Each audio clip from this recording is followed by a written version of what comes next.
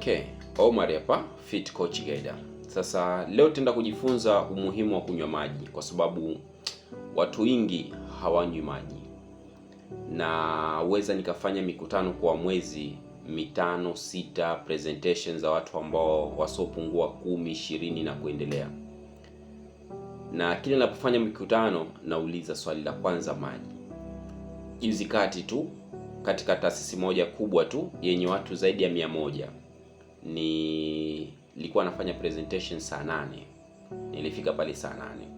Kwa hiyo nikauliza, jamani, nataka kuanza presentation yangu, ila toka tunaamka asubuhi saa 12 mpaka sasa hivi saa 8, nataka nione mikono ya watu wangapi ambao wamepata angalau lita moja ya maji.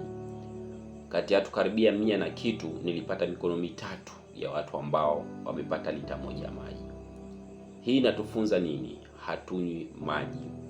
Sasa kama unataka kuwa na afya njema, lazima uzingatie kiwango cha maji, kwa sababu asilimia karibia 66 ya mwili wetu unahitaji maji.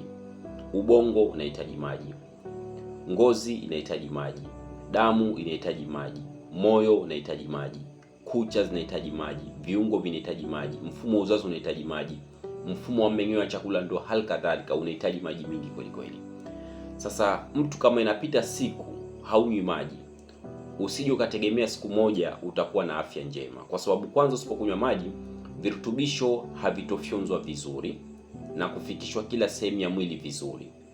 Usipokuwa unakunywa maji, tunaingiza vyakula vingi ambao sumu, vyakula ambavyo taka mwili, vinachafua mwili. Kwa mtu ambaye hana kawaida ya kunywa maji, mwili wake hawezi kujisafisha. Lakini pia usipokunywa maji, choo chako hakiwezi kuwa choo kizuri. Yaani choo hutakiwi upush ile ugumu ile, kama unajikamua unaharibu misuli pale.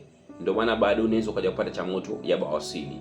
Choo ukitaka unatakiwa ukienda chooni ukae tu vitu wenyewe vitoke. Lakini ukiona una push haunywi maji, kwa utaanza kupata constipation, hiyo choo kigumu. Ukiwa hunywi maji, afya ya uzazi wa mwanaume, mbegu zake hazitengenezeki vizuri. Ukiwa hunywi maji, vitu vingi vitaenda shakala bagala, damu yako itakuwa nzito, moyo utafanya kazi mara 3 ya kawaida yake ambavyo unatakiwa kuweza kufanya. Sasa kwa nini hatunywi maji na unapambana kuhakikisha kuwa na afya njema? Moja kati ya rules ambayo inakufanya uwe na afya njema, lazima uzingatie maji kwa siku. Kikawaida inavyoshauriwa, kila penye kilo 20 unatakiwa upate lita moja ya maji. Ukapima uzito wako, kama una kilo 60 unatakiwa upate lita zako 3 kwa siku za maji. Na mwisho wa kunywa maji kwa watu ambao tunalala saa 4 saa 5 ni saa 2:30 usiku, kwa sababu usiku unatakiwa upate muda mzuri wa kulala, wa kupumzika. Usiku hautakani uamke kati na kati ukakojoe ukafanya shughuli zake nyingine. Ndio maana unatakiwa mwisho wa kunywa maji ni saa 2:30 usiku. Sasa kuanzia asubuhi unaamka mpaka inapofika saa 2:30 usiku, uwe tayari umeshafikia hicho kiwango cha maji kinachokana kwa mujibu wa lita zako. Kwa ukapima uzito wako, kila penye kilo 20 lita moja, kama una kilo 60 lita 3. Haya, kama una kilo 90 kilo 100, hiyo uwezo wa kutembea na dumu la lita 5, kunywa hayo maji uko wapi? Kwa maana kwamba uzito wako ni mkubwa. Uzito wako ukiwa mkubwa utapelekea unywe maji mingi. Uzito wako kuwa mkubwa utapelekea magonjwa mingi. Kwa hapa inakuonyesha kabisa kama natakiwa nicheze hapa mpaka hapa ili afya yangu iweze kwenda vizuri. Kwa hiyo ili uweze kuona pia mwili wako una maji sawa sawa, angalia mkojo wako unapoenda kukojoa. Mikojo iko ya aina 3. Watu wanapoenda kukojoa wanapata mikojo ya aina 3. Mkojo wa kwanza ukienda kukojoa, kuna watu wanatoka kojo la njano. Yaani njano wake imekoza kweli kweli. Hii inamaanisha wewe hauna maji katika mwili wako. Unatakiwa uweze kuongeza maji. Ukiona unakojoa mkojo wa njano sana.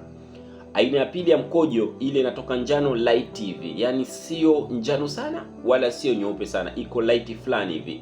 Ukitia maji kidogo tu inakuja katika ya kawaida, na ukiongeza kidogo tu inaenda katika njano kali. Kwa njano light nadhani tunaifahamu.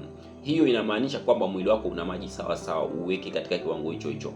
Na unapoenda kukojoa ukatoka mkojo mweupe kabisa kama maji, hiyo inaonyesha mwili wako una maji mingi na mwili hauwezi kuhifadhi maji. Kwa ndio maana una struggle kuweza kuyatoa. Kwa unatakiwa unywe maji kwa mujibu wa kilo zako zinapotakikana. Sasa leo nikufunze na uende ukaifanyie kazi dondoo na share na wengine. Ukiona unatoka mkojo ambao unatoka wa maji au wa njano sana, jua kabisa viwango vyako vya maji sio vizuri. Kwa hiyo fanyia kazi anilokuambia, share na wengine, na leo anza kuweka taratibu ya kuweza kunywa maji kwa mujibu wa kilo zako ili uweze kuishi na afya njema. Utasalimika na magonjwa mingi yasiyoambukiza na afya yako itakuwa iko vizuri. Fanyia kazi nilokuambia, iko siku utanishukuru na utanikumbuka. All the best.